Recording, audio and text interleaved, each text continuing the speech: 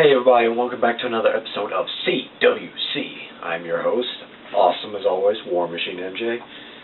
And this time, I'm going to be talking about round 2 going into round 3. Now, round 3 begins tomorrow night on the WWE Network, and it's going to be fantastic. Round 2 is any indication, it's going to be flat out amazing. But enough bullshit talk. Let's start this bit, shall we? First match at the top of the bracket was Akira Tawanza, if I can get my wordage out, Tawanza versus Jack Gallagher. Now this was a pretty good match. I mean, definitely a clash of styles. Had Tawanza, who had the Tozawa. God damn, I can't tell. Anyway, Tozawa, who had the martial arts, you know, those fierce kicks and those beautiful German suplexes. Best German suplexes in the game. Gallagher, of course, you know, submission, but he had a little fun. Even hogtied Gallagher and kicked him in the butt. But then Gallagher got fierce and things turned ugly quick. But Akira Tawanza pulled out the win. He's going to be moving on to round 2. Oh, he's already moved on to round 2. He's going to move on to round 3. It's after work. I'm still kind of fried, so bear with me. Next match. This match actually kicked off round 2. It was Tajiri, the Japanese buzzsaw, versus Gran Metalik. And this match was a pretty slow start, but it was still good either way. Definite clash of styles. Gran Metalik got the win, and he will move on to face Tozawa. Give me. Next match. It actually happened this past week, but it was Drew Gulak versus Zack Sabre Jr. Now, if you don't know who Zack Sabre Jr. is by now, let me paint a picture for you. This guy is tall. This guy is lanky. Not just that, but if you were to take a wrestling textbook for technical wrestling, written by the greatest technicians in the ring, you know, I'm talking Bret Hart, Owen Hart, Dean Malenko, Chris Jericho, Chris Benoit, Eddie Guerrero, Daniel Bryan. Zack Sabre Jr. would be the byproduct of that textbook. He is just so flat out amazing. He knows how to expertly apply the hold, and he knows how to get out of hold. He is the escape wizard. But Zack Sabre Jr., he beat Drew Gulak with a backbridge pin, and it was a grade A match, one of the best three matches this round had to offer. Zack Sabre Jr. is my top pick to win this whole thing. Next match was Noam Dar versus Ho Ho Lun. Now both had a great showing in the first round, but Ho Ho Lun wasn't so lucky on this one. Noam Dar got the win. He locked in that nasty leg lock he had, but to make it worse, he kept using his free leg and hammering at Ho Ho's head, like kept heel dropping the head, and just nasty. But Noam Dar will meet Zack Sabre Jr. in round 3. And it's going to be a great match. I mean, Zack Sabre Jr. is still my pick to win this. Next match was the Brian Kendrick versus Tony Nese. Now, this was less of a clash of styles and more of a clash of ages. I mean, you had Tony Nese, who's still a young guy, who's still in his prime. He's got that cocky attitude of, oh, I should have already been here by now. But he's got the physique and the agility to back it up. Like I've said, this guy is built like Neville, but he flies like a cruiserweight, like a true cruiserweight. Brian Kendrick, however, less flash, more substance.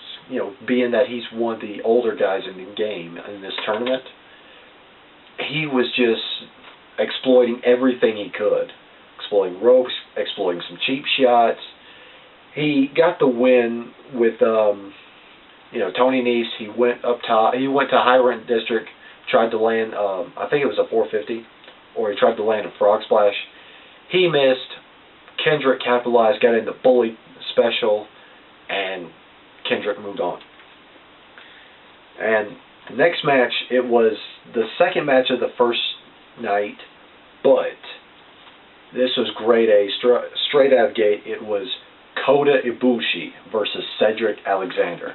This match was beautiful, just absolute poetry in motion from start to finish. Kota Ibushi beats Cedric Alexander with the Golden Star Powerbomb, which is just last ride powerbomb. That's it. He won. He's going to be moving on to round 3 against Brian Kendrick.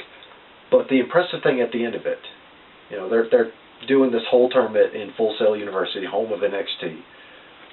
But Full Sail knew what was up, because while Cedric Alexander was crying because, you know, this was his big shot and he failed, Full Sail was up in arms chanting, "Sign him, sign him, sign him." And as Cedric was making his way up the ramp, out comes Triple H. He listened to the crowd. He's just like, "You want him? You want him? All right, let's do something." They went back. So they're making a huge mistake if they pass up Cedric Alexander. He is a phenomenal talent.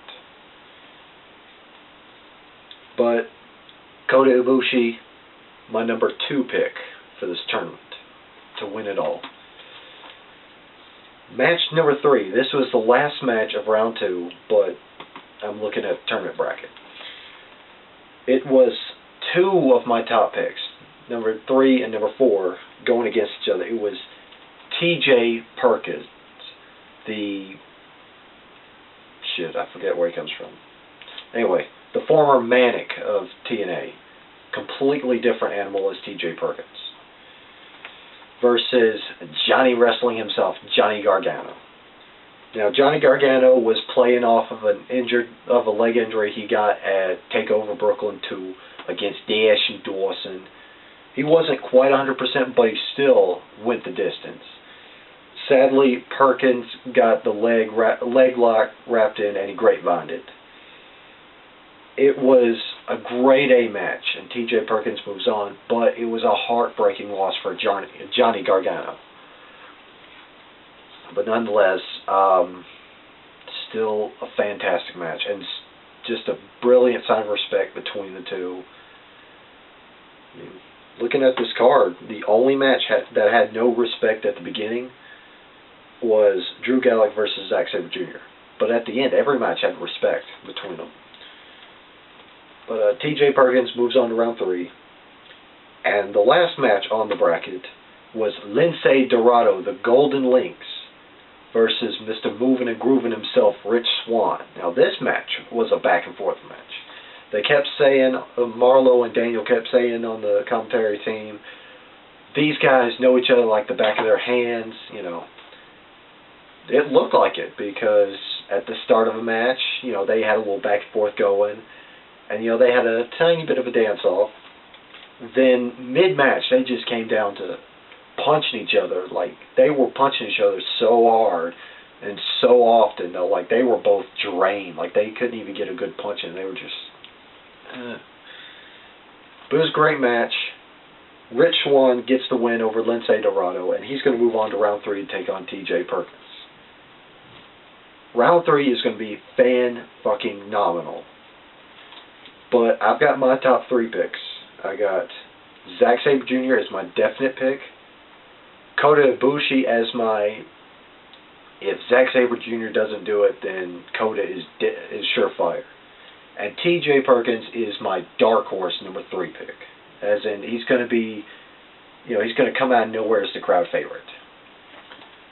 But all that being said, this round of the CWC was fantastic. It was mind-blowing, breathtaking. I almost cried a bit at Johnny Gargano losing, but it was great nonetheless. And I just hope they keep the CWC going, because it is fantastic. They unveiled the trophy before TakeOver Brooklyn, and it looked very nice. They had the guys at OCC working on it, and it was fantastic. But with that being said, I'm War Machine MJ, and I will see you guys at the end of round 3. See ya.